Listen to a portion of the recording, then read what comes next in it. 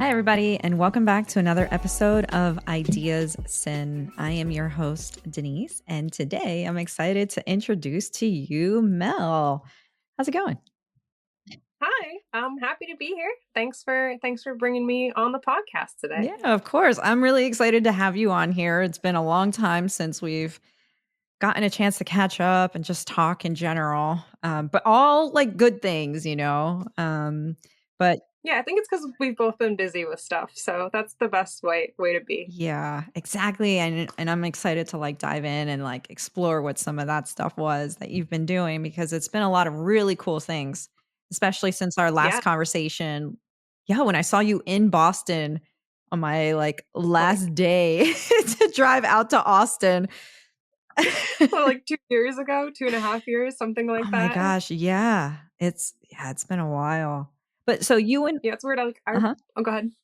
I remember that day. I don't really remember what month it was or anything like that. I'm just like, yeah, I do remember hanging out and like all that, but I'm like, I have no idea where on the timeline that is. Yeah. So let's see. I moved to Austin in March. So it was like in March. It was like mid-March of Okay. 2021. Yeah, that was a while ago. Yeah. Oh my gosh. But so for listeners, Mel and I met through a Krav Maga class that was in Boston. So what got you into Krav Maga? Um, I at the time, I think I was looking for like a workout, a way to stay active. Um, and Krav Maga just seemed like fun. I know it's a weird thing to say. I was like, I think part of my head was like, oh, it's useful, but in reality, I was like, this seems like a really fun challenge. And then I went to a couple gyms. I was looking for self defense, and then when I found Roshankish, I was like, somehow this is the right gym. I don't know what it was about that one in particular.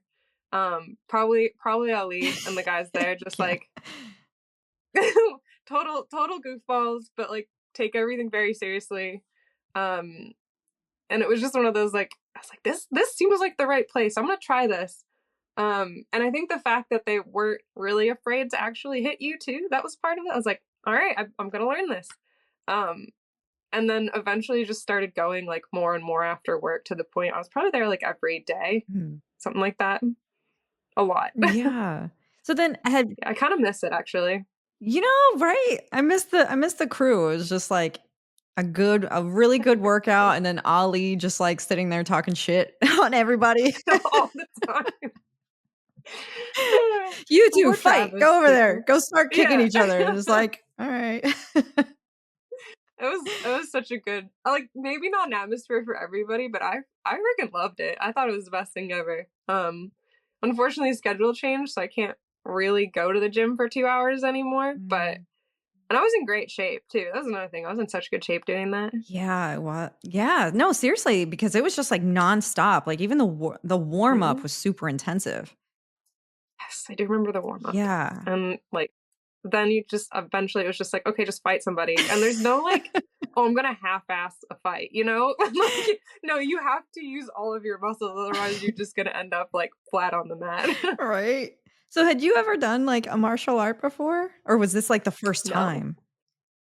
This was the Oh. first time. And I decided just to like jump into it. And I remember actually the first time I did get hit, because I don't really get into fights. It's Yeah. not my it's not my thing.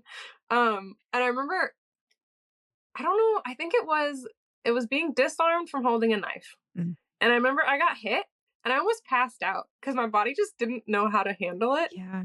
Um, and then from there, like it didn't hurt. It just was one of those like my body just like shut down. Um, and I don't really know why I came back after that, but I did.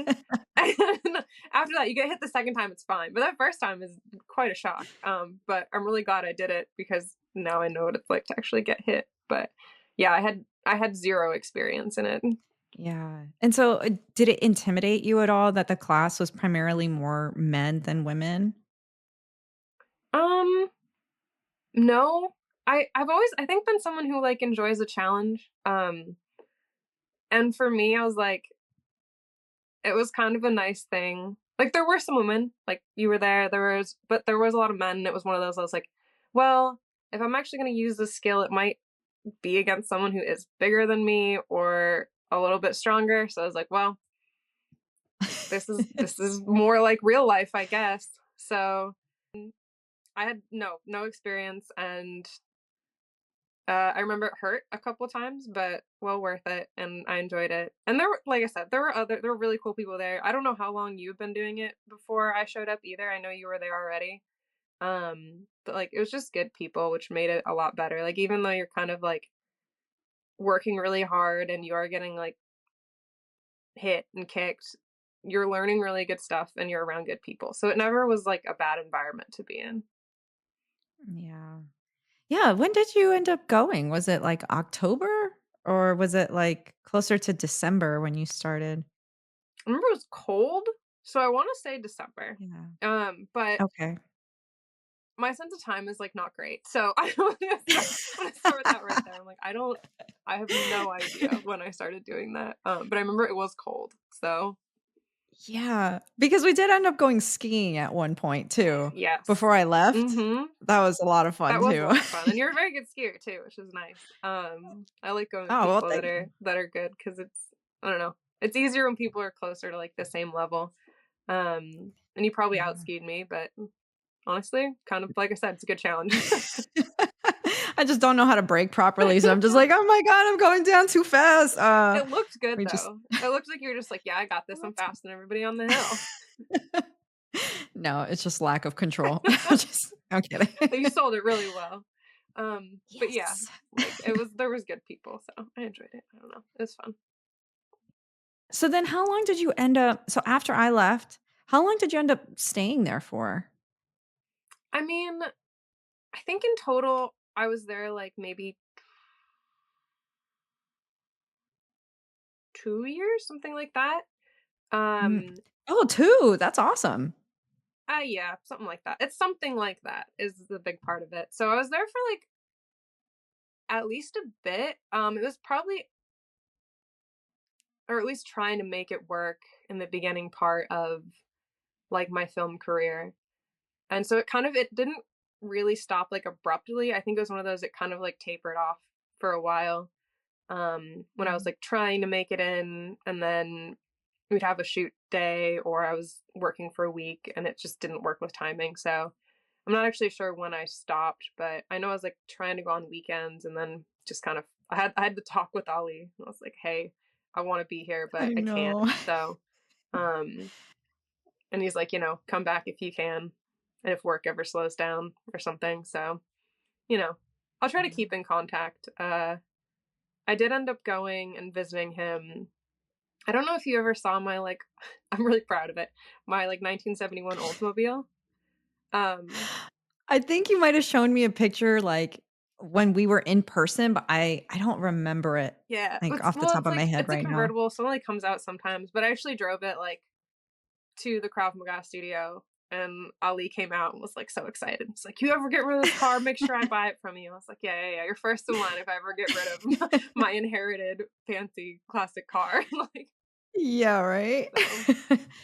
Oh, man. And so that's actually a great point. So you're doing Krav Maga and then you started doing more film, but that's not the career that uh that you were in when I initially met you. You were doing something completely different. I So was. what was that? I was a software engineer. Um, so I was programming, which is quite possibly Hmm. the most well, not the most opposite thing, but it is a big shift from what I'm doing now. And what got you into programming? Like, did you go to school for that? Or Um, was it also like another shift? Or what interested you in programming? Programming, I honestly like it seemed like it was a useful thing. I was to go back to school for me, I studied photojournalism and that's what I thought I wanted to be for a long time, since like 5th grade. Um, and then when I was at school, I was studying photojournalism and I've definitely always had like an engineer side to my brain. And I started hanging out with a lot of software engineers. Uh, and I kind of joined like the computer science club on campus. And it got to the point I was like, I'm interested enough in the programming, and I really liked the logic side. It's a neat way to work your brain. To the point where I was like, I'm gonna add this as another major. So I ended up adding computer science. And I figured, even if I do the photojournalism thing, it's really useful to have the other degree.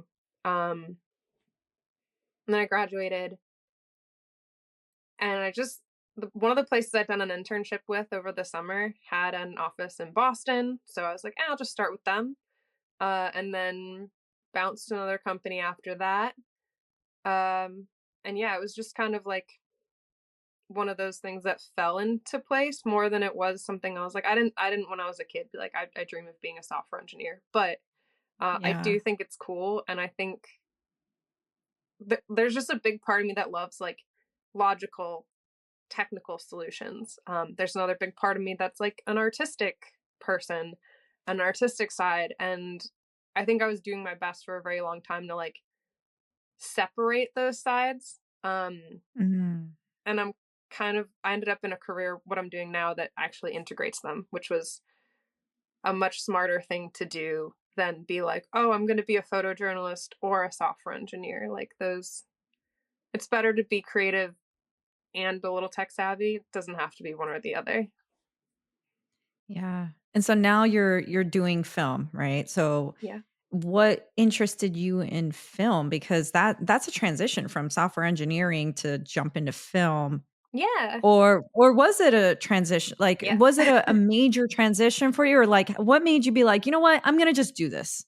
I'm gonna just jump in. um, COVID was probably part of it. I mean, we just talked Mhm. about being in a place where there's lots kind of going on and you're trying to figure stuff out and what to do about like when you have that creative side like you do too. And for me, like I enjoyed the software engineering job. Um it paid really well. And when I was going to the office, I was like, this is great. I have people I can hang out with. I'm doing a job that is pretty okay. And then COVID hit and I was like, oh my God, I'm not I'm not seeing people, and the job is just okay. It's not great. It's just okay. Around the same time, I have a friend who's in music, and she knew that I had been, really into photo. We talked about that photojournalism degree, and she was like, "Why don't you come on my music video set and just show up and take some photos?" And I did that, and the production company liked me. They invited me back for a couple of things. Um, and it kind of just snowballed. Like all of a sudden I was trying to do film on the weekends and photo on the weekends while managing the software engineering job, and I was having to turn down jobs because of the other job. Mhm. And eventually I was just like, I want to see if I can do this photo thing. I want to see if I can make it work. So I quit the software engineering job, which was very difficult and scary, Yeah. but it totally worked out. And now I'm doing a lot of lighting and film. um I'm a gaffer out here in based in New England, but travel around, and different job, but totally worth it. Like I don't know. This is the best job I've ever had, to be honest. It's one of those I'm like, this is the perfect fit for me as a person. So I don't know if you can find that thing. It's like you should definitely try it. Um, and it's worked out. I've been lucky. It worked out. Um, and I hope it keeps working out. Honestly, Yeah, seriously. So then when you got to that point where now both of these things are conflicting and you were like, "Oh man, like I really want to do more film, but I need to let go of this job." Like what were some of the things that you did to kind of prepare yourself for that transition? I mean, because again, that's you're cutting out something that's like I'm assuming the software job was salary, right? yeah. Insurance, Yeah. salary, So all that, which are very nice things. yeah. Um, so the first thing that I did, like I said, I'm like a logical person on top of Yeah. being a creative person. So the first thing I did was like, okay, how how do I make this work? What do I need to make a transition like this work? And the thing that was high on that list was money, having something in savings. Um, being able to figure out how much I needed per month. Um, When I started, I actually moved to a different apartment um, that was cheaper. So I ended up moving because I was like, I really want to give the photo and film thing a chance. And to be able to do that, I need to cut my monthly expenses. So I cut my monthly expenses. Um, I did have to look into getting insurance month by month, which was pain Mm. and expensive. But that was the big thing for me was like in order to feel comfortable, I built up a pretty good safety net. And a lot of that for me was around money. And then I started trying to build connections before I made that jump too. Um, Telling people even that like, okay, I have at the end of this month, I'm done with my software engineering job and I'll be available full time. So I was doing that a little bit before I even made the jump. And then I happened to quit my job at a time where film was doing really well here. So there was a point where like I was on sets I really probably had no right to be on based on experience level because nobody else was available. Like I forget how many Oh. movies we had filming at the time, but it was a lot. And I ended up with a crew that A was willing to teach me and B was also like, yeah, nobody else is available and you're like not terrible to be around, so you could be here. Um, so yeah, and Well, like that's good. yeah. Yeah. So it was a lot of like taking care of the logical things and sort of being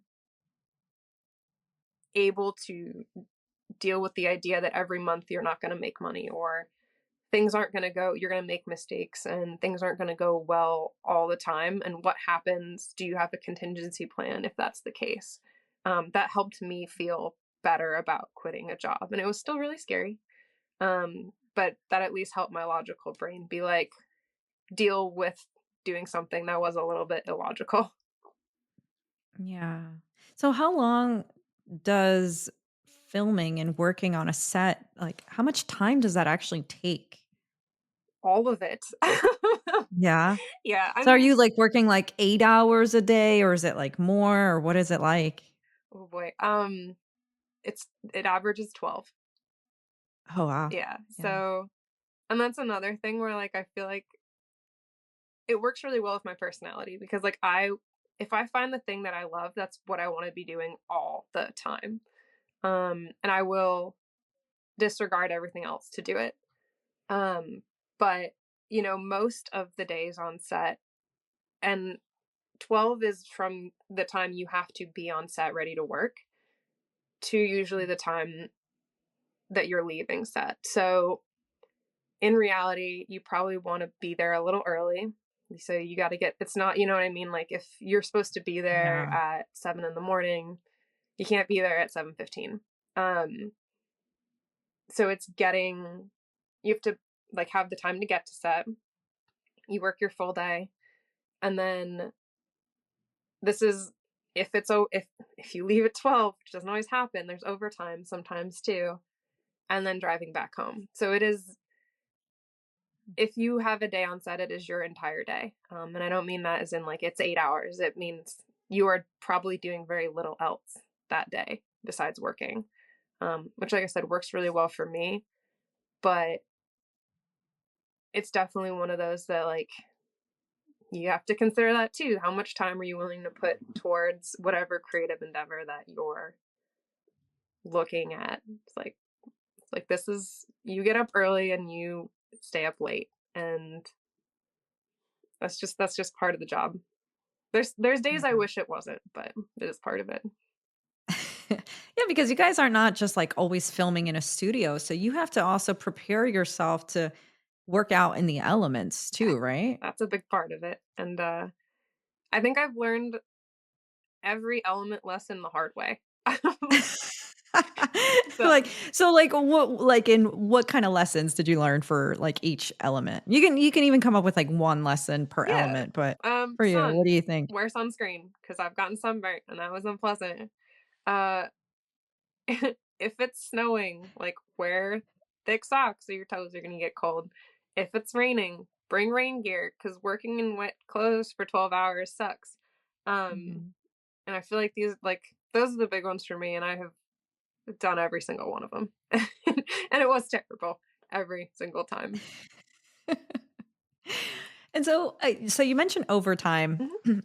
How how does that work? So somebody who's in a salary position, is this kind of like, okay, yeah, you're gonna work on this gig and then you get paid a set amount for the entire project, or is it based on hourly, or is it based on like a per day salary? Like, how does that work for something like this? Because you mentioned before, like people have gone on strike, writers and actors. So it's just kind of like, okay, you know, is it because of those conditions? Is it because of the pay, or like what's that like? Yeah, I mean, honestly, that's such a good question and one that I don't get asked very often.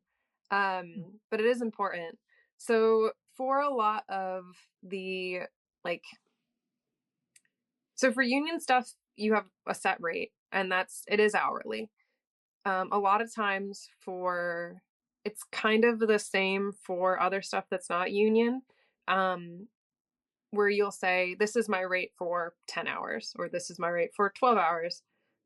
And then as you go overtime, you do the math based on whatever that initial number was. Union, in a sense, it's a little bit easier because the rules are already set out and set clear. Um, a lot of times for stuff that isn't union, that it's just somebody reaches out and says, "Hey, I have this project. Can you jump on? Here's the rate." It's worth working that out beforehand. Because a lot of mm, times, too, overtime is if the camera wraps at 12 hours and you said you're going to be there for 12 hours, but then, as a gaffer, we generally have the grip and electric crew generally has a lot of extra stuff. Clear, like getting all that cleared out, getting it to cars, that's all still work. So that's something yeah. that a lot of times it's good to have a conversation with somebody before and be like, yeah, this is the rate for 12 hours. If we are working over it and that means cleaning up, that means getting all the gear in the cars, all that stuff, like that's extra money. And a lot of people are understanding of it, but it is sometimes an uncomfortable conversation because the other part is you're Mm, talking about money and a lot of times people don't want to spend more of it. yeah. So, and then real quick before I continue asking more questions about that, what's a gaffer? Oh yeah, I'm sorry. A gaffer. No, you're good. um, and please stop me if I say anything that is like confusing. Sometimes I forget. Like set sometimes has its own like set of words. But a gaffer Yeah. is head of the lighting department, Okay. or really head of the electric department. In the United States, we do a gaffer, which is head of the electric department, and then you have a key grip, which is head of the grip department. Both Mm, do have to do with lighting, but are slightly different. So I head up the electric department, and I work very closely with the director of photography. Um, and they're kind of in charge of the visual element of the film. So their director of photography is my boss. Um, and then I guess the director and the DP work pretty closely together. But yeah, I work mm. under the director of photography to get lighting stuff kind of done. And it's a lot of communication when I'm on set with the DP and with other departments. Okay. Oh, that's good to know. Yeah.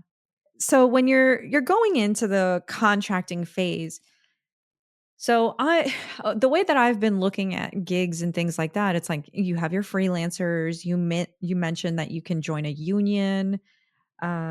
But like do people just create their own companies and then like offer that too, or is that kind of considered like a freelance, or what's kind of like the difference, and like how do you even get into a union? Yeah. So all of the above. You definitely have Yeah. people that don't do union work but have their own companies, have their own LLCs, and might work on like commercials or stuff like that that isn't, a full scale movie.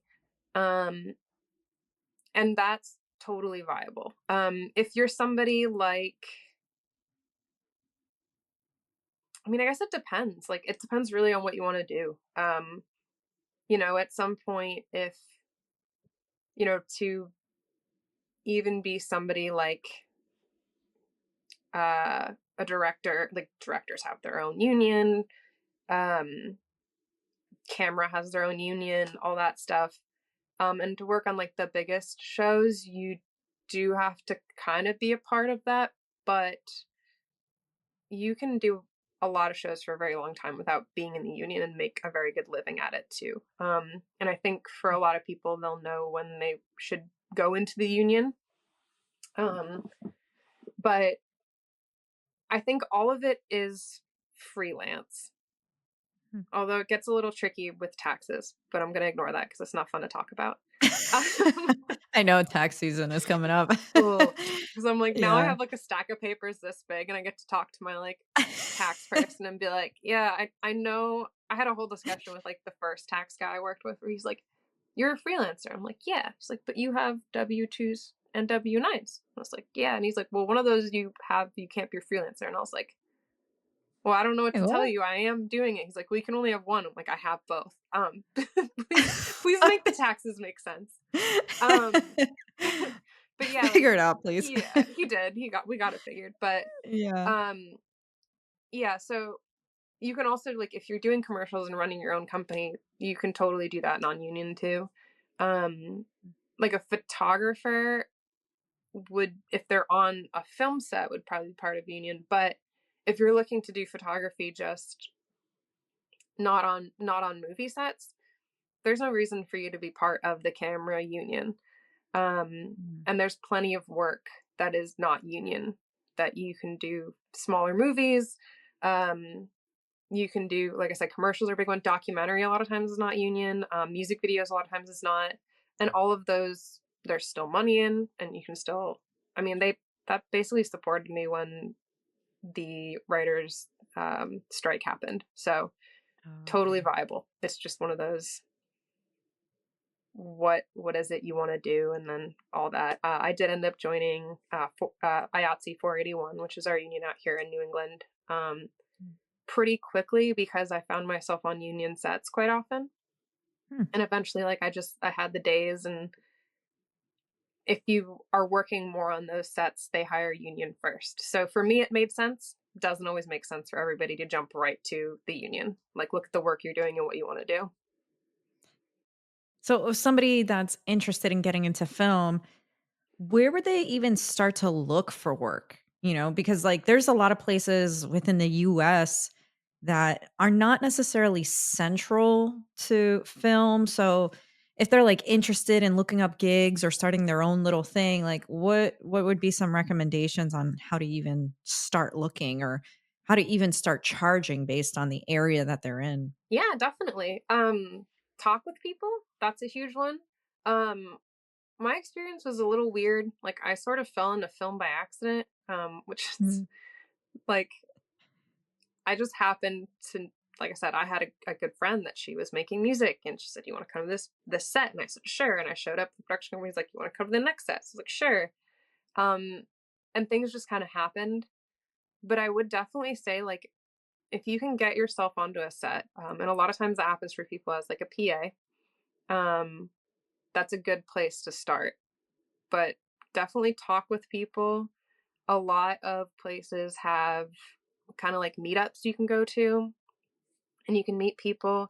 I mean, you can probably be brave enough to email smaller production companies in your area too and just say, hey, I'm interested in this. I was wondering if you need a PA. Here's my name and information.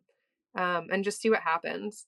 And once you kind of meet one person and they know who you are and your work ethic, a lot of times they'll introduce you to other people. They'll, if you're I mean, honestly, if you work hard and you have a good attitude, a lot of times people remember you and they'll pass your name on. So it does kind of snowball once you get started. The other thing, I think we mentioned earlier, was timing. So I did get pretty lucky, completely by accident, in that when I started looking for film work, it was super busy here, which means that people were willing to take on just like about anyone. Um, and I happened to get my name out to somebody who was like, yeah, we'll bring you on, but if anyone better comes available, you're out. So, just showing up as much as you can, getting on a set, showing people you work hard and you have a good attitude goes a very long way. And then the other half of it is sometimes being patient. It might feel like things aren't going your way, and it's sometimes really hard to sit at home when you don't have any jobs on the table, but sometimes that is what freelancing is. Um, and that might be one of the worst parts about it, is sometimes you're just sitting there being like, oh my God, are people not hiring me because I'm terrible, or people not hiring me because there's no work?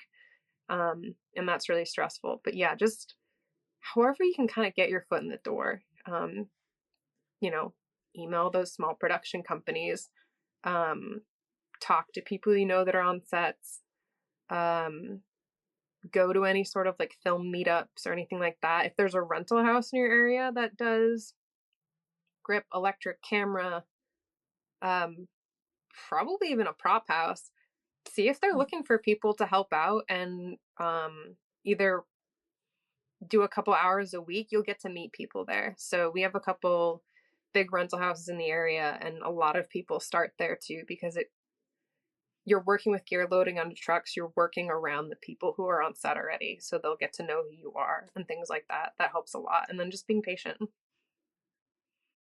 And so people transitioning into something new like that, can you do you expect for them to make money the first time, or is it one of those things where it's like you just show up and you technically volunteer and you work without pay for a bit Ooh, until you establish those connections? hang on, I'm gonna get rid of this voicemail thing. Mhm. So you're gonna hit on a kind of a personal topic there. I know there's Oh. probably a lot of people who will say, no, you have to do things for free. You Mm. can, if that's fun for you. And I've definitely done my fair share of free projects, but to me, if you are showing up on set, you should be getting paid. Um, it might be smaller starting out, and I'm okay with that. But as I've worked more and more, being on set is a really difficult job, and to have somebody show up for 12 hours and not get paid is sort of an unfair thing to ask. And I think that in the industry, we should be setting a standard that no matter what position you work, whether that is a PA or a DP, is you should be getting offered something for your time. Um, and I'll follow that up with, when I was getting started, I did do free stuff that I chose to do because I needed experience and I wanted to get my hands on gear, and that was one of the only ones I could do that. So I'm not saying don't do it, but when you do it, be aware. If it's fun and you're getting something out of it, that's great. Do it. But be aware that at some point you have to make money. And I think the more we set the precedent that if a set has money, you should be paying people, the better it's going to be for everybody. So, but if your friend's doing a short film and you're like, I'm going to come hang out and it's going to be a good time for everybody, go do that. That's not a problem. But, if you find yourself on a, commercial that clearly has money and they're saying, hey, come volunteer as a PA, maybe don't do that one. Just say Yeah, no. volunteer. Yeah. So Yeah. And so how much of your skills and experience as an engineer transferred over to the work that you're doing now? As in, like, you're actually applying some of those things, but then you were able to sell that to whoever it was that you're working with to pick up gigs and be like, yeah, but from my previous industry, I was doing da da da da da da da, and this is how it translates. Like, how was that for you? so actually surprisingly well. Mhm. Especially with lights. A lot of lights now are LED and Mm. need to be controlled via DMX, which is a wireless protocol. Well, not wireless, it's a wired protocol, but regardless, it's a protocol. So, and it's a network, which I was a software engineer. It's like, I know networks. I know networks really well. On Yeah. top of that, I'm pretty good with programming. And a lot of the lights now, they call them programming. It's not programming in the same sense you're coding, although I'm sure you can get down to that level. But they now have this network computer based system that connects all of our lights and lets us talk to them. So it wasn't so much that I was able to sell myself using the skill, but it let me catch on to things that other people were having a harder time with. My brain was Mm. able to wrap around how programming lights worked really quickly because I'd seen it all before. Um, and that was something that was a lot of people struggled with because it's kind of a foreign concept. And again, right about the same time that I was learning about film stuff was when these LED DMX lights became really popular. So all of a sudden, the thing that I was like, I get this. This is the part that makes sense to me. Was the hip thing to know, and it helped out a lot. So it wasn't that I was Yeah. going up and being like, oh, I was a software engineer, so I should be able to figure this out. It was like I was able to figure something out and then say, oh yeah, I have no problem programming lights. Like, do you know what DMX is? Yeah. Do you know how to use it? Yeah, can figure that out, and that helps a lot. So that and the ability to kind of troubleshoot the networks helped a lot too, because Mhm. sometimes things don't work, and to be able to troubleshoot in a way that's like, okay, well, each of these lights kind of has its own little tiny brain in there. And it's the same way that almost on like a simplified scale that computers work too. I was like, this all makes sense to me. And that helped a lot. So there was transferable skills. Same thing with photo. Like photo I'd spent quite a long time learning to recognize different types of light and how they made you feel. And where I Mm. wasn't creating the light in photography, because it's photojournalism, so you just kind of find it, I definitely was able to recognize it. And I was able to like know, oh, if you want a something moody, I know how to light that, or I know what that light looks like. And then I just had to learn all the tools in film. So I don't Mm. know, it put me in a really good spot. I don't want to say I'm glad I didn't go to film school, but I'm glad I didn't go to film school. Like this, what I ended up Yeah. with was such a unique combination that I don't, I didn't know this job existed, but it was probably the best combination of Mm. things I could have for it. Yeah, that is really cool because, like, obviously, like, with photo, it's a very visual thing, and so do you as far as the lighting is concerned, I mean, like, do you have to climb up to hang things or, like, what kinda light work are you doing? Is it just, like, set up on the stands and it's groundwork, or are you climbing and hooking it All up in of random the places? above. Like Oh yeah, yeah? all of it. So I'm still I'm a young gaffer. I'm still learning to be a gaffer. So I work Mhm. under very talented gaffers in the New England area, and I'm lucky to do so. Um, as a gaffer, you're usually giving more instruction. You're being like, okay, well, I talked to the Mhm. DP. We're going to put a light here, here, and here, right? But when you're working as a third, which is what I do often, um, that's when you're the person putting the light here, here, and here. Okay. And that Yeah. might include, going in a lift and adjusting something in the ceiling at a stage. That might include getting the right light off a truck, putting it on a stand, and setting it up where the gaffer wants it. And it can go as far as being we call them condors, but they're huge lifts. And they can be like, I think the highest one's like 120 feet, although I could be wrong. Oh, yeah. I'm not a big fan of them. But, that could include going up in a lift that's 60 feet in the air and adjusting the light. Mhm. So it's definitely all of the above. So it's knowing your gear and it's getting it Mhm. done fast. I work mostly on set. So when things need to get done, it's always like they needed to get done usually 2 seconds ago. But it also Mhm. needs to get done safely. So it's being able to work safely, smoothly, and efficiently to get a light where it needs to go. And my job also involves power. So power distribution is huge, even on smaller sets. But bigger sets, you will see generators get brought in because you're drawing so much power to a set, and you need to be aware of where that power is going to.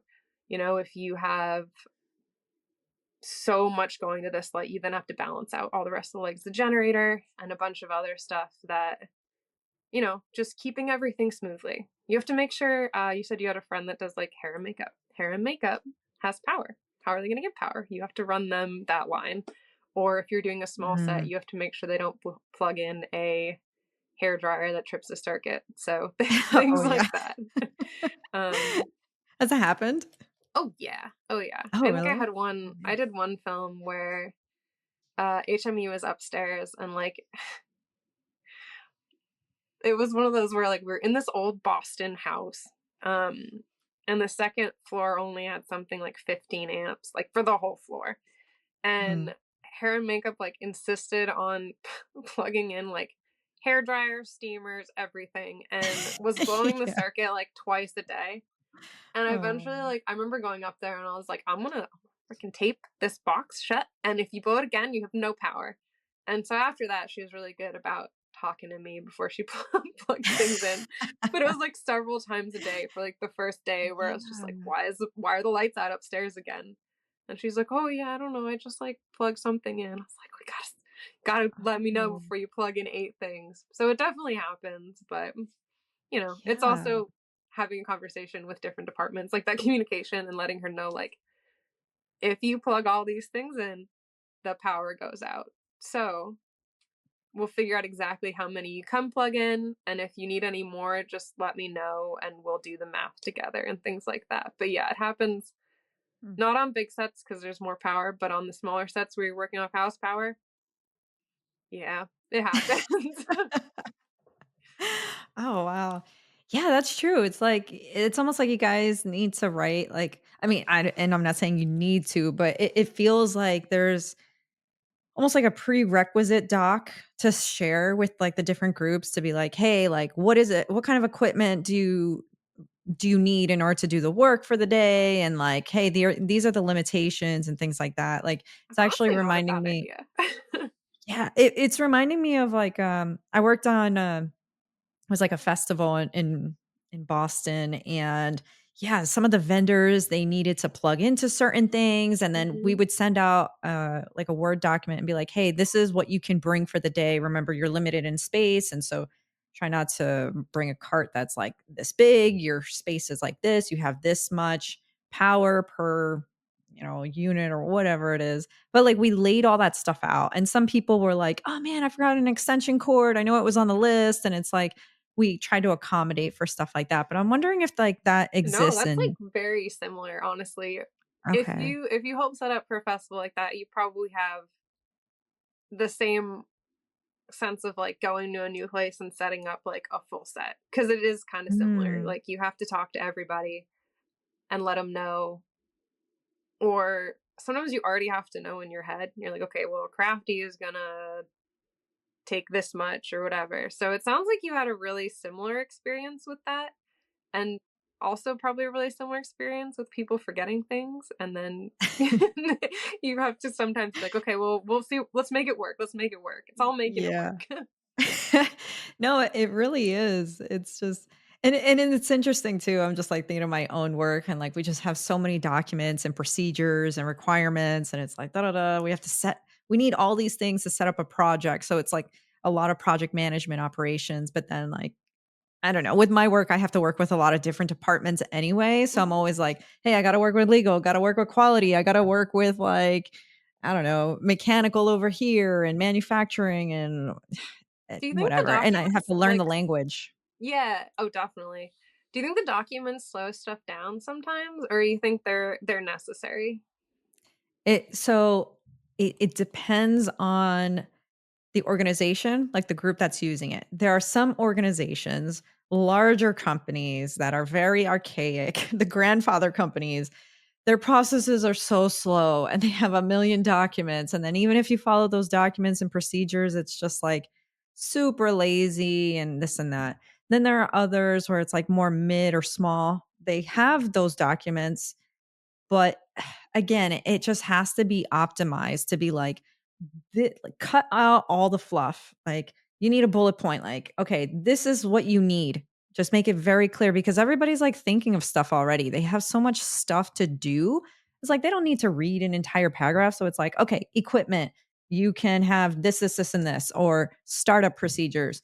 this has to get done, and then da da da da da da. And then like you break everything down just so everybody can see it. And then sometimes with like project management or our trials and things like that, we'll have a timeline of being like, within this amount of time, this is startup. Within this amount of time, we got to get this done. And then that affects everything else that plays out. And so it's like this can't get triggered until this is complete. And then kind of, flowing it out that way. Well, and So, that makes sense too, because I'm sure you have like certain people that are only worried about one piece of the puzzle, you know? mhm. And I'm sure with anything, like there's so many different things going on at the same time to make whatever it is, the product, whatever, that you almost need somebody that's like, okay, this is big picture. Cause I know you're worried about this, and you're Yeah. worried about this, and you're worried about this, but we need it all to work together.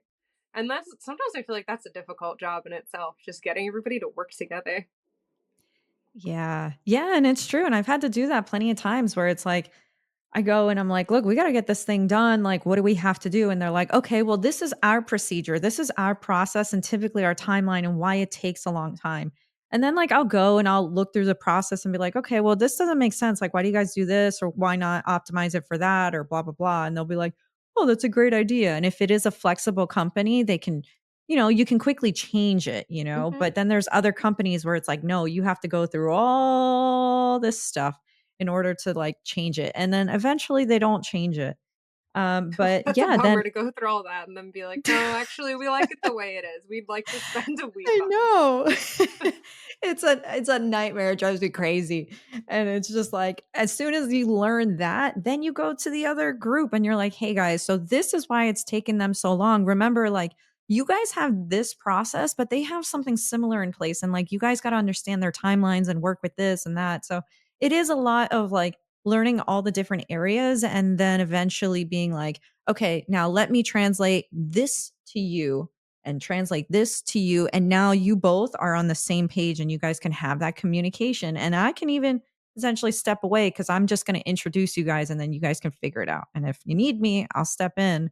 But, have the a world needs conversation." more of those facilitators. Like, I'll be honest, because I feel like, and that's something I feel like I end up doing on set more often, but I didn't, that is such a kind of a rare skill to be able to translate in a set amount of time, to be like, look at this group and then talk with them and communicate in a way that they feel heard, and then go to somebody else and say, okay, well, now I understand what they're doing. Tell me what you're doing and how can we make those work together? That's a really rare skill. If you can do that, that's, I don't know, that's really useful because I feel like I see that fail in so many places because people are just like, I have my thing, I gotta make sure it works. And somebody else is like, well, I have my thing and it needs to work too. And we're trying to do stuff in the same place. And instead of like working together, it's just butting heads. And if you can be the person to like help translate, it helps a lot. Like I've had to, and this is again, it's sort of outside of head of lighting, but I've had to like Mm. interrupt fights between, Oh, really? producers and people.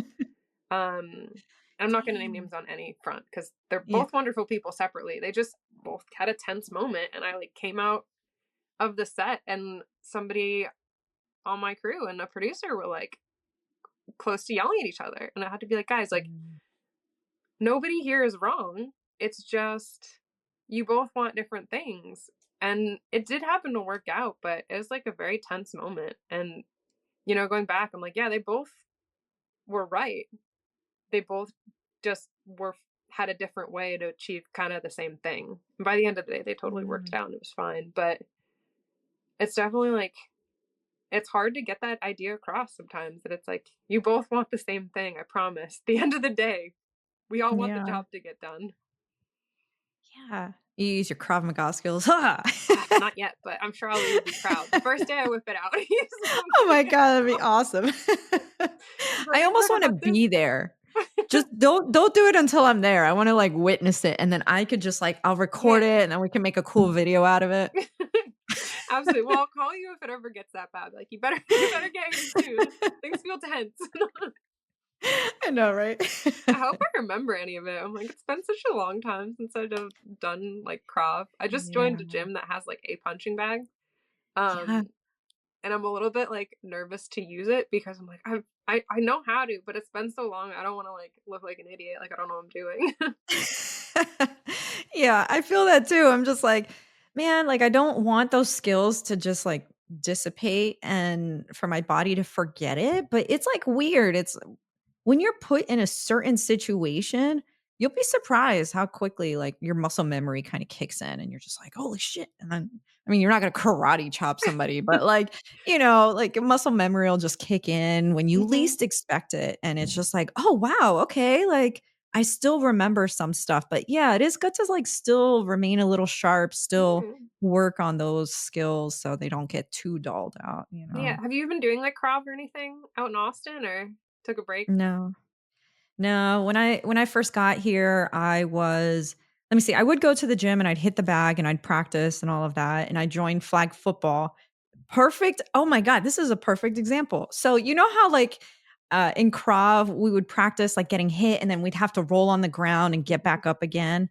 Yeah. So, in flag football, that happened to be a number of times where I would, like, crash into people and, like, I'd hit the ground, but I would roll right back up and I'd be, like, ready to go. And one time, this guy and I, like, we collided and our knees, like, just hit really hard. And I felt that, like, he hit the ground, I hit the ground, but I rolled and I got back up and I was like, "All right, I'm ready to fucking go. Like, let's do this." And I look over and he's like lying on the ground and he's like, "Ah," and I'm like, "Man, are you And you okay?" look like And a he's like, superhero just rolling away from it. yeah, people are like, "Dude, are you okay? That was like a pretty intense hit." I was like, "Yeah, man, like that wasn't a big deal." And talking to the guy, I felt bad. I'm like, "Yeah, yeah, yeah, I felt that too, but, like, do you want some help? Let me, like, help you off." And it's like me being this super tiny, skinny girl helping out, like, this, like, bigger dude, like, to the sideline and being like, "Oh, sorry, I busted your knee, sir." Like Yeah, and it looks like you just took him out. Like, exactly. Yeah, I mean, it happens, but, like oh, yeah, but that was the perfect instance of it where it's like, I never thought that I would just, like, hit the ground and get right back up, like, on Mhm. instinct, and it's just like, wow, that's cool, that skill translated in Yeah, pretty and your deep. body, like, knew what to do too, because 'cause I'm sure you didn't think about it, like, I'm sure it wasn't like, "Oh, I got hit, let me roll away." Like, it has to happen so Yeah. fast, so it's wild that your body, like, remembers stuff like that. I know, so watch, something's gonna happen and you're gonna be like, "Ooh, wow, my reflexes, like, were bomb." I think I just gotta go to that gym and hit that bag is what it sounds like. Yeah, you 'Cause should, I'm sure yeah. I have gloves they're downstairs in a bag somewhere, but I'm like, "I have all this stuff still, I'm just gonna go to the gym and hit the bag." Doesn't matter that Yeah. everyone's there watching, I'm just gonna do it. Oh my gosh, now I wanna go do that. We'll You go should. hit, like, the bag together. Yes. S Be like, awesome. in spirit, we're Yes. just gonna go beat up the bag. Absolutely. Well, that was one of, like, the selling points because I kind of joined one of the gyms, it's like, okay, it's, like, $30 a month, it's, like, cheap, but they're like, "Oh, we have a Yeah. punching bag." I was like, "Okay, I think I'll join Nice. this one," and I haven't actually punched it yet, so Oh, you have to. I Now you know. have to. It's just, That's, like, like, the there's thing. just 1 punching bag in, like, the center of the gym, Mm. so it could not be more, like, intimidating because it's not even, like, there's a row, it's just 1. Yeah. But I'm You gonna do gotta it, set I'm up gonna do lighting. Set up the lighting so it's just like you're the star of the show. You're center stage and you're like, One "Imma spotlight show you over. guys." Oh. Exactly. I'll just make it less intimidating by making it just the focus of everything. Right? I'm gonna do it though. So I'm gonna do it. My body will hopefully remember like yours did with the roll, and I'll just start punching. You will. You will. It is. It's just kinda like refreshing yourself and I mean, like, are you kinda going back into it just for, like, physical activity, or are you going back into it because you do wanna refresh your skills or, like, No, what's the I reason of needed getting to back to get it? yeah, I needed to get more strength training. So Mhm. being on set's like really physical because a lot of the lights are heavy. I do Oh, work with yeah. mostly men. Actually, sometimes I work with only men, and they're all wonderful. But Mhm. some of them are a lot stronger than me, and I'm very competitive. So my competitive spirit kicks in, and I was like, well, I I'm feel gonna that. go to the gym and be stronger. So I was like, I gotta go to the gym now. With the strike and everything, I definitely like lost a little bit of muscle. So now Mhm. I'm like, okay, go back to the gym, get wicked strong, get back on set, and be stronger than everybody else. But that's just in my head how it's gonna work out. Yeah. But it's definitely like a strength thing, just to be able to like lift the lights and all that. And I was like, I gotta make sure I'm keeping in shape. So plus exercise really is good for like I think just the creative process and everything, Mhm. mood, all that thing. So I'm like, I gotta Like start doing it for that. in what way for you, do you think? Focus. Which Mm, is such a weird thing that I don't think I really noticed. Cause like when I'm on set, I'm like focused. But especially with having a little bit more downtime this year, I was like, I'm not really staying focused on a lot of stuff for a long mm, time. And then I noticed the days I was like working out in the morning, I could stay focused longer. Don't know what chemical that is, but it's mm. definitely helping. So, and I think maybe even when I was doing Krav as like a software engineer, I think that was part of the reason I could sit at a desk all day was because I was at Krav.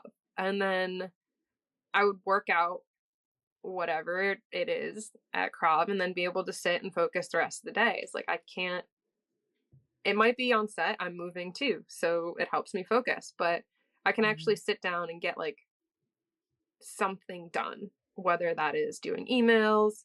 Um, I'm helping actually the same friend that got me into film with her music video. So we've been like writing scripts and ideas and all that kind of thing.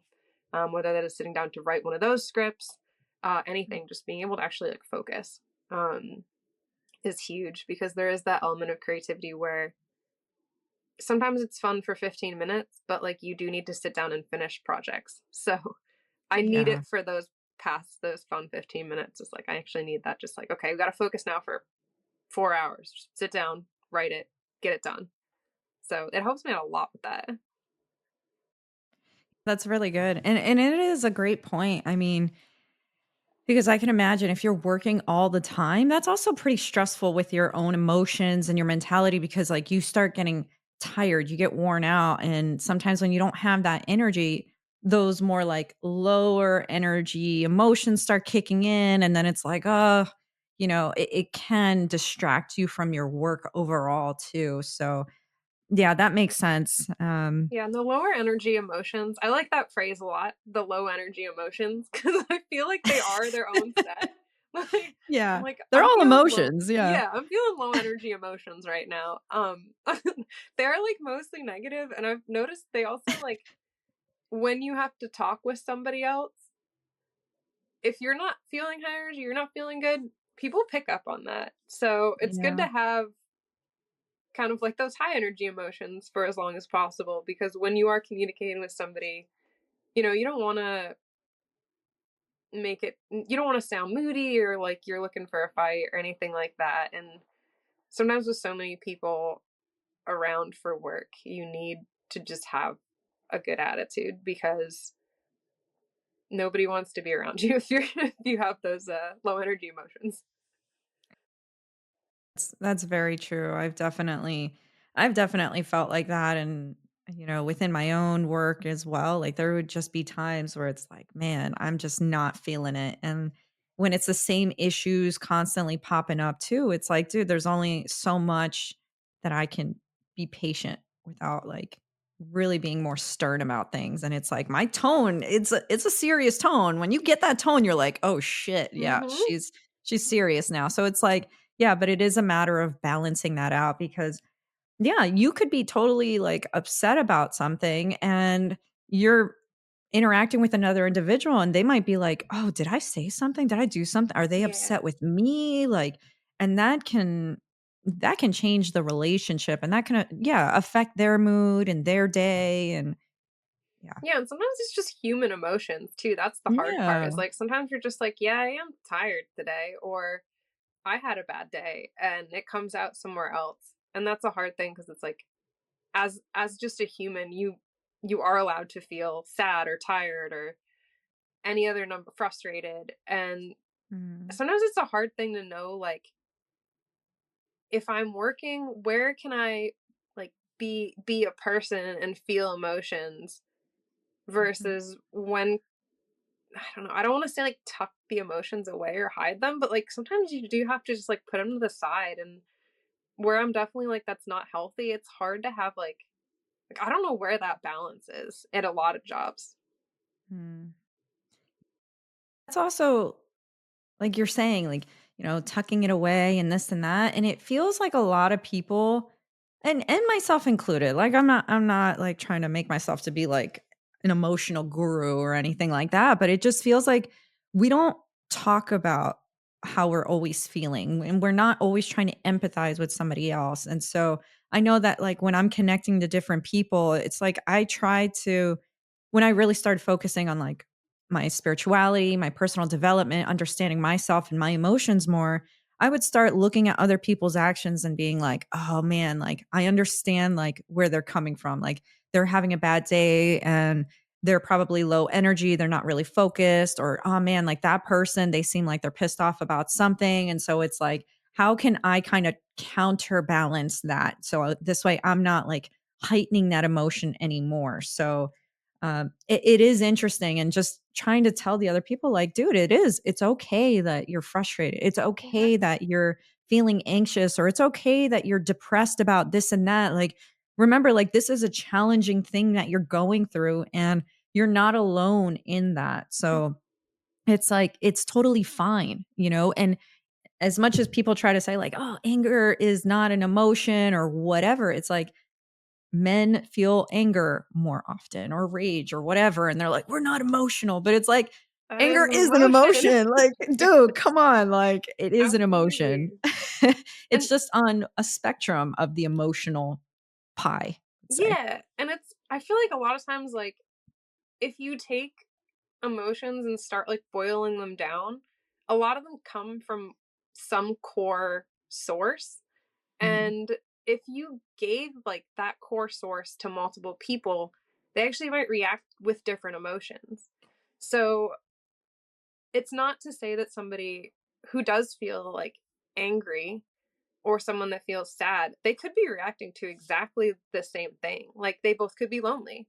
Um, Mhm. and it's just, you have to kind of figure out sometimes what is going on behind the scenes.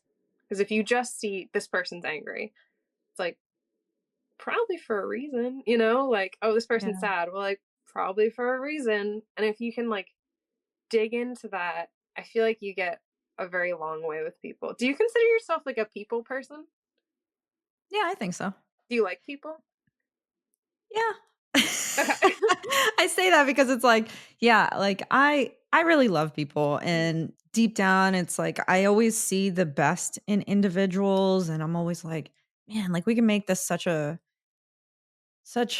beautiful world. It's already a beautiful world, but we just have to open our eyes to see that and just connect to people. And I want to empathize, and I don't want people to ever feel like they're alone and this and that. But I'm on the flip side too, where it's like, yes, as much as I want to be loving and help people and this and that, I have to also protect myself, because I can't get dragged into other people's bullshit. Like, it's not my responsibility to take care of that, especially when I've given you some guidance and tips on how to better yourself, or like resources to be like, hey, check this out, or try this, or try meditating, or breath work, or journaling, or exercising, And, I see a lot of the stupidity that we humans do, and it pisses me off. And I'm just like, oh my God, this species is fucking annoying. So it's like a back and forth thing. It's like I love to hate them and I hate to love them. Mhm.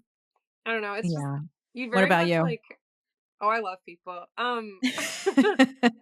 And I don't know, I just like when you were talking, it reminded me a lot of like, I forget who said it, but it was when I was working in journalism. Someone was like, you can Mm, tell by how a writer, especially a journalist, talks about people, how they do interviews, if they like people or not. And I was like, it mm. feels like you like people. It feels like you care about people and you want to help people, and definitely got that vibe from you from like Krav initially too. Oh, But really? definitely like, Oh, oh yeah, 100%.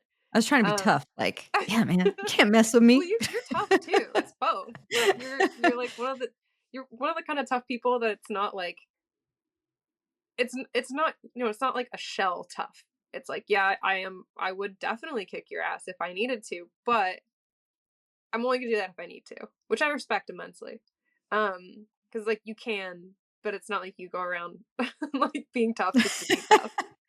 But yeah, it's definitely, you bring Mm. up a good point too with like the at what point do you stop? Because some people will try to take advantage and all that, but I don't know. I respect. I think it's a lot harder to like people and try, and it sounds like, and do what you do and actually like talk to people. And actually be creative, do things like a podcast and reach out. Like that's a lot harder than just like putting the shell up all the time, honestly. So I don't know.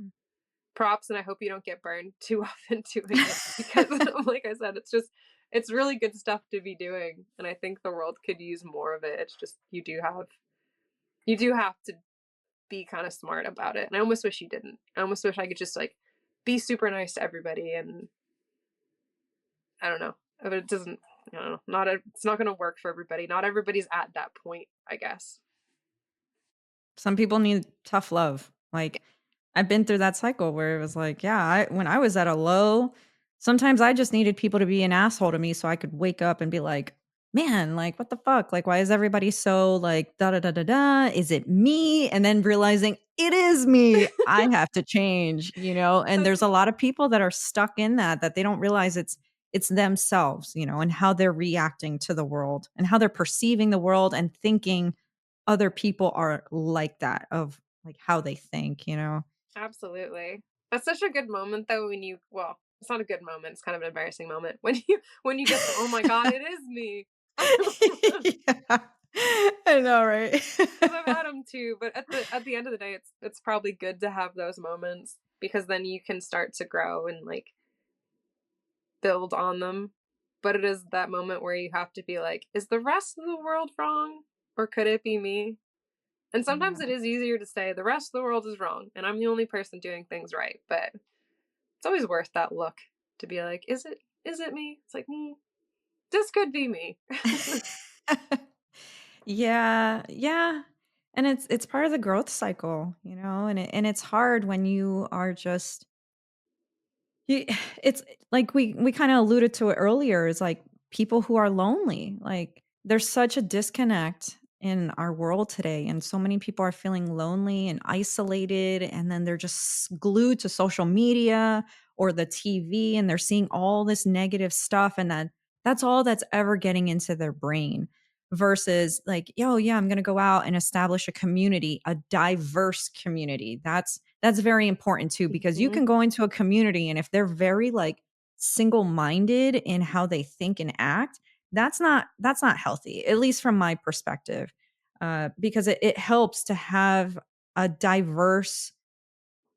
like diverse perspectives, like from older people, younger people, people of varying cultures and demographic backgrounds. Like that's how you learn the most. And you find so many connections that way. Like you learn so much and you grow so much faster as a person. So I think that's really important. But yeah, it's to your point. Like that's why some people connect because they're lonely and it's a matter of like how they use that energy. Are they going to use it to be better and like yo, let's feel better about, like, joining Absolutely. together, or are they gonna be like, "Let's destroy the world together," and it's like, you know, whatever. Hopefully not.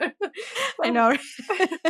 I think you're right, like, I don't know, that diverse community thing is so important because it's almost hard to explain, and it was a tough thing because, especially being one of the only women sometimes that works in grip and electric, um, there are people that, like, don't always see the need for diversity, and diversity Mm. strengthens a community so much. Like, you don't and it's not a bad thing, but we all have our, like, point of view, and that's how we see the world, but if you can all of a sudden take a group that has so many different points of views, you know how much more of like a complete picture you get of the world? And I think that's really where it's like important, especially in film, to say, hey, we need more diverse voices because all of a sudden, and filmmaking is all about storytelling. All of a sudden you went from having basically one type of person's point of view or one person's stories to hundreds or thousands of people's stories. And it makes, I think, like storytelling so much richer and any sort of community so much richer when you can include different voices, and it will make listening to different voices to me makes you better as a person, makes the people around you better as a person. Like that's a huge thing to include in a community. And I do think, I don't know, I hope as people, like, we want to reach out and grow and all that, and I think you need diversity to grow. Yeah. Yeah, definitely. I mean, it's like thinking about music, all the different elements involved in creating music. When you're cooking, all the different ingredients involved in cooking. Like, yeah, you can have singular ingredients and they all have their own style and their own taste and their own purpose and all that. But like when you can go and combine a bunch of different ingredients and cook them in different unique ways, like you can come out with masterpieces. And that's like the whole point of diversity. And then even just as us humans, genetically, our DNA is constantly looking for diversity through experiences, through different people, through foods, like so many things because it's going to allow for it to adapt more and to survive. Like ultimately, we're here to survive. We're like we're like vessels for these DNA strands, and we're just trying to optimize the way that they grow and change so that it can continue surviving in this world. And it's like, you do that with people too. You got to diversify that and you increase your intelligence, your experience, and like, Yeah, it's one of those yeah, win-win situations. And like there's yeah, not everything's win-win. I'm like, that's one. Let's do the win-wins. Those are great. Nobody loses. yeah. Exactly, exactly. It's like, what is it? Like another person's trash is another person's treasure type of hmm thing. It's like, yeah, just because like you might not be into this doesn't mean it doesn't help somebody else. And they'll gladly take that old bicycle off of your hands that you don't want. And it's like, wow, now you get to get a new bike and somebody else has a bike that you want, for Yeah, example. It's just like, it's just that nice like system there. It's a nice flow. absolutely. And I feel like I'm usually the person that's like, hey, I will fix up a bike. But I now have like two bikes in the garage right now. See, you come to Austin, we'll go cycling. Yes, I would love that Yeah. because I'm not gonna lie, it's a little snowy and gross to do it here, so I haven't been motivated to actually go down in the garage and fix up those, but eventually. Well, I mean, that's like another project you could just take on. Oh yeah, there's always projects. There's always After the projects. punching bag. Hopefully Gotta do that that one's first. just I go to the gym, I punch the bag, all of the knowledge comes right back into my head, and everything's good. But Yeah. Aw. Well, as we start to wrap things up, Mel, you've given me like so much knowledge and wisdom within your own industry and your own experiences, and being a woman in a predominantly male industry, and just even the kind of work that you do, because even with engineering and programming, that's also like a pretty like male dominated area. Like it requires a lot of resilience and adaptation and nowadays it does require a bit of, strength, perseverance, and just having the balls to go and do it and not being intimidated by like who's around you. And so I like give you props for that. I love seeing other women that are putting themselves out there and proving to others like, hey man, like I'm just as good as you. It doesn't matter what the gender is, like, and I'm just as good as you and I'm helping you. I'm bringing you extra knowledge to help you learn as a person. So well, yeah, thank so I you. I appreciate appreciate that. that. Yeah, no, and this has been awesome because I feel like this we got into just like good ideas, and I love just talking ideas. So that was awesome. Um, and yeah, like maybe I'm a little bit too stubborn. I don't know. Maybe my stubbornness has served me kind of well in the field that I'm in, but a lot of it was like it was just I see other people doing that. I'm pretty sure I can do that too. And that might be blind stupidity, that might be stubbornness, that might be I don't know, some other thing, but it served me really well. And you know, I think part of it too is like taking into account there are some things that I can't do, but I'll figure out my own way to get the job done. And that's been a huge thing for me too. And I think that's one thing for everybody too is like if you see something and you're like, okay, well, maybe I can't do that the way they're doing it. I promise you there's a way you can do it. And it might be better because it's going to be your way. So I don't know. That's huge. Yeah. No, I love that. It's true. It's just like remember your own unique abilities and skills. I think that's hmm so important.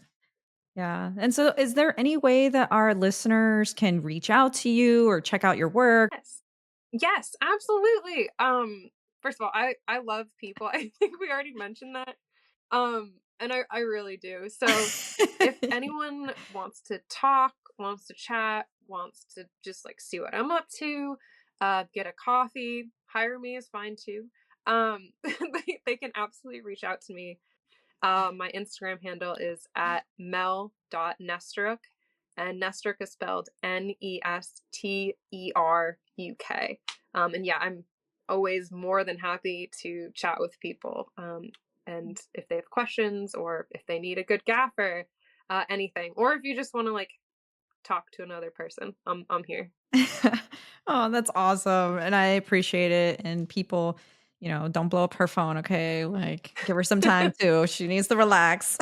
Oh yeah, I mean, if I'm on set, you I'm might not kidding. hear back from me for a while. So Denise knows I'm not always the best at answering emails, but eventually. No, and that's totally okay because I know you're busy, and it's just like, I know we're gonna connect eventually, so it's all Hmm. good. Yeah, absolutely. And I would like to come to Austin, so Oh my I'll keep gosh, that yeah. in the back of my head because I haven't explored that part of the country, and I think that'd be really cool. Oh my gosh, yeah, we can explore all the, like, the cool film stuff down here and just, like, the different areas, and there's, like, a lot of really cool outdoor activities too. Yeah, I keep hearing good things about it. Yeah. I definitely want to check it out. And I don't know, it was so nice catching up with you too, because it has been probably too long. Yeah. So I don't know. It was very nice. I got very excited when I saw your face on my phone screen. I was like, oh my god, it's been Oh, forever. It's been 2 years or 3 years. And I yeah. don't know. It was a very good conversation. So I'm happy that, you know, you made this all happen. Yeah, me too, and I really, again, am appreciative of the fact that you, like, followed up and, like, you were like, "Yeah, let's do this," because, again, like, I loved our connection when I was in Boston, and I was really sad to leave and be like, "Man, like, we just started Oh. this, like, friendship," and so I'm glad to see that time doesn't change that and that you are, like, growing and flourishing in the things that you love to do, and I'm just so excited to see where you end up, and yeah, I'm definitely gonna hit you up because you already know, like, Please life do. stuff, so Yes, I'm always here for life stuff, and I don't know, especially like I don't know, because I took that risk for myself and it worked out so well. I'm always gonna be like, take the risk, try this scary thing because it'll probably be a good thing. So Yeah. I'm definitely gonna. If you need advice on life stuff or ever just want to chat or whatever, I'm here. So I Yeah. don't think even if it's another 2 years that we won't have anything to talk about next time. So I know, right? Oh, well, thank you so much again for being on this show, and to all of our listeners, thank you again, like always, so much for your time and for listening to Mel's awesome story. I love it. Tune in next time for the next person and their story, whatever that is. We'll wait, can I'm see. sorry. I'm gonna ask one more question Oh, too. yeah, go for it. Because I would like to listen. Where's the best place for me to do that? Oh, yeah. So it's going to be ideassin, like .com. I'm going to have a website for it. So you can go in there and all of the episodes with the information is going to be noted on there. And I'm also going to aim to put this on all of the different like podcast platforms. So at least Spotify, Apple, that's all I got. As That's far as okay. I looked Spotify into is it. a good one for me. Yeah, the So, okay, podcast awesome. ones. I was like, I want to check this out at some point. So that's good for me to know. So thank you. All right, awesome. All right, Mel, thank you so much. And yeah, I'll talk to you soon, okay? Sounds good. All right. See ya. Bye.